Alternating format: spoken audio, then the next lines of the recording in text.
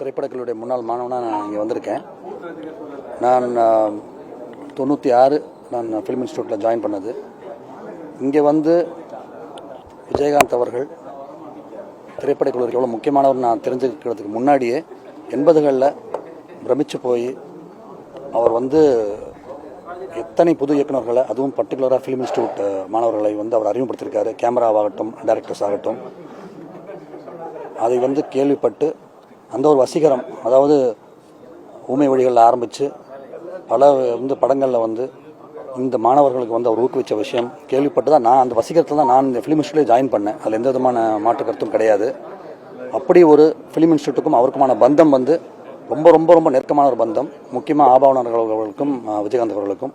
So இங்கே அந்த ஒரு திரைப்படக் கல்லூரி இரங்கல் கூட்டம் அஞ்சலி செலுத்துகிற நேரத்தில் நான் கண்டிப்பாக இருக்கணும்னு சொல்லி வந்திருக்கேன். இங்கே தமிழ் சினிமா, ஊமை வழிகள், உழவன் மகன், இன்னும் சொல்லிகிட்டே போகலாம். இவங்களுடைய பங்களிப்பு, அதாவது 90களில் சங்கர் அவர்கள் பண்ண அந்த ஒரு பிரம்மாண்டத்தை 80களில் ஆரம்பித்து வச்சதை விஜயகாந்த் அவர்கள்.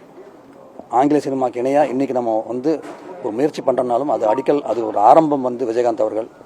ஸோ இது வந்து இந்த பர்டிகுலர் சந்தர்ப்பத்தில் திரைப்படக் கல்லூரி மாணவனாகவும் சரி, ஒரு சின்ன ஒரு முக்கியமான வேண்டுகோளை நாங்கள் வச்சுருக்கோம்.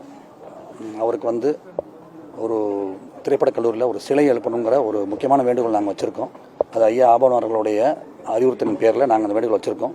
கண்டிப்பாக அது நடக்கிறதுக்காக நாங்கள் ஆசைப்படுறோம். அதுக்கான வழியும் என்ன செய்யணுமோ அதுக்கான முயற்சியை நாங்கள் செய்வோம். கண்டிப்பாக அது நடக்கும், நம்புகிறோம் கூட. திரைப்படக் கல்லூரி இருக்கும் வரை, திரைப்பட மாணவர்கள் இருக்கும் வரை கண்டிப்பாக அவருடைய புகழ் இங்கே வந்து ஒழிச்சிக்கிட்டு இருக்கும்.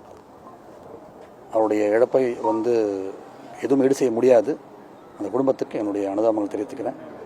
எப்பவும் மாணவர்களாக அவருடைய பெருமையை நாங்கள் சொல்லிகிட்டே இருப்போம்.